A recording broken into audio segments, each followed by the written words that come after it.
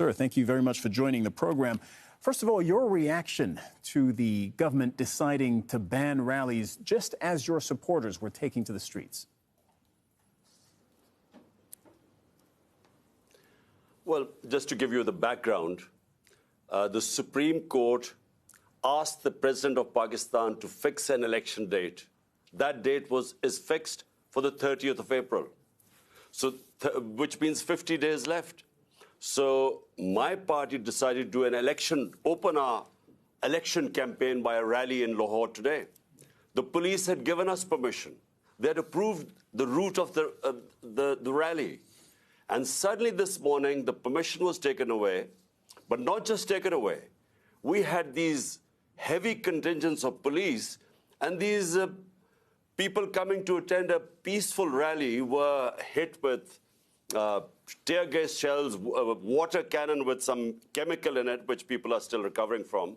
And then police just charging these protesters, breaking their cars, and so many people got injured. But one, Bilal, this guy was killed in police custody.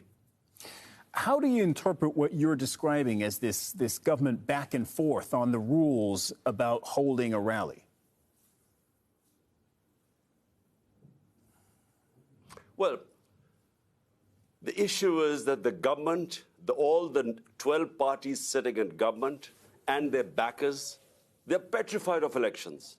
Because so far, in the last 8 months, out of the 37 by-elections, my party has won 30 out of them. So they're petrified of general elections. They did not want the general elections. We went into the Supreme Court, and the Supreme Court then decided to hold elections, and this date of 30th April was announced by the president. So we were just going according to our schedule to start our election campaign.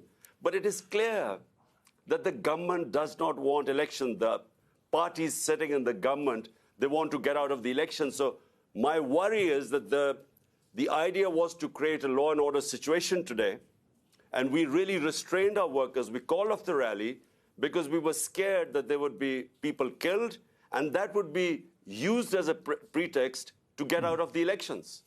Some might answer that while the government is perhaps afraid of the upcoming elections, you're also afraid of complying with judicial rules. Police did show up at your house in Lahore only a few days ago to arrest you, to compel you to show up in court, and you evaded arrest.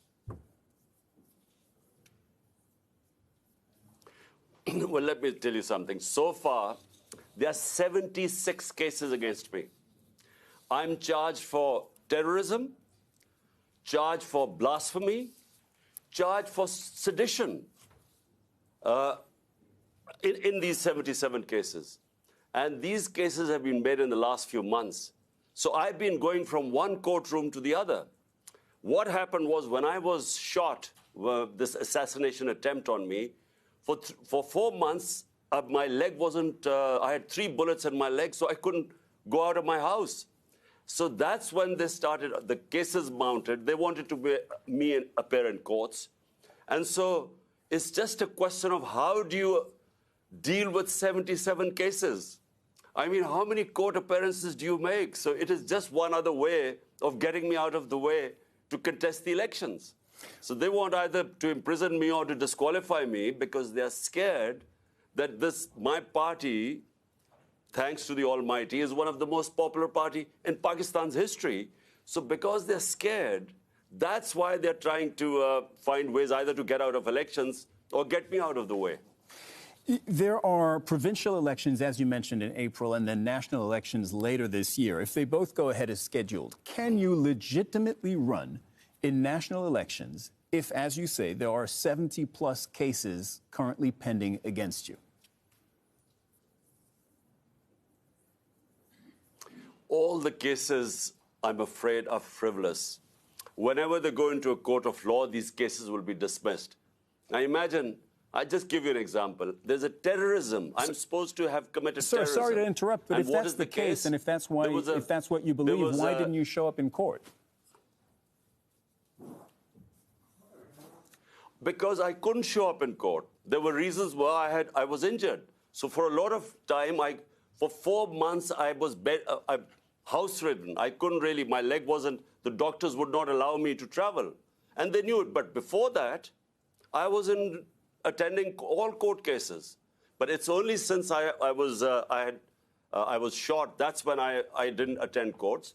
And since then, I have again. But look, it's physically not possible to attend so many court cases. So my lawyers are trying to sort of work out a schedule. The second problem is security. My life is under threat because the people who try to assassinate me are in power. And so we've asked from the courts, we want protection. The court must give me protection before I can appear in courts.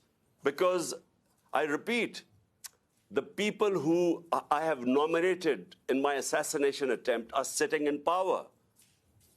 Right, and just for our viewers, I want to make clear that they deny that, including the Prime Minister, who said he has nothing to do with the shooting against you late last year. How do you see the rest of this year playing out for you with these 2 elections coming up? Well, you know, the biggest concern right now for my political party is to protect me because there's a serious threat to my life. And the reason is, I repeat, that these people sitting in power are petrified of losing the elections, which they will, which is why they don't want elections. So the question is, how do I campaign and yet have a secure enough environment? Question is, how do I go to these courts? I made 3 court appearances, and unfortunately, there was just no protection there. That's why we've approached the court and said, look, there must be some police protection. But the problem is, the people who are supposed to protect me are the ones who are trying to kill me.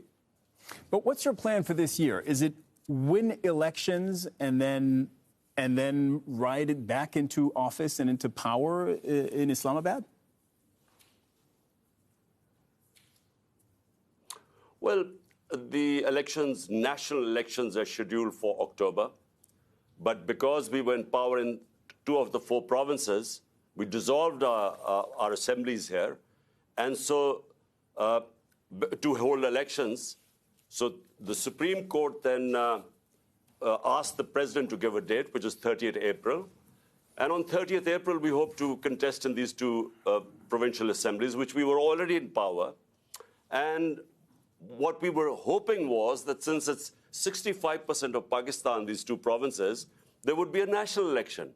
And the idea for national election is because our economy has gone into a tailspin. Pakistan is facing the worst economic crisis in its history.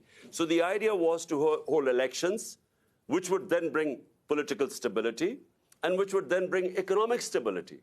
So this is really why we went for elections in our 2 provinces. Imran Khan, former Prime Minister of Pakistan, thank you very much for coming on the program today.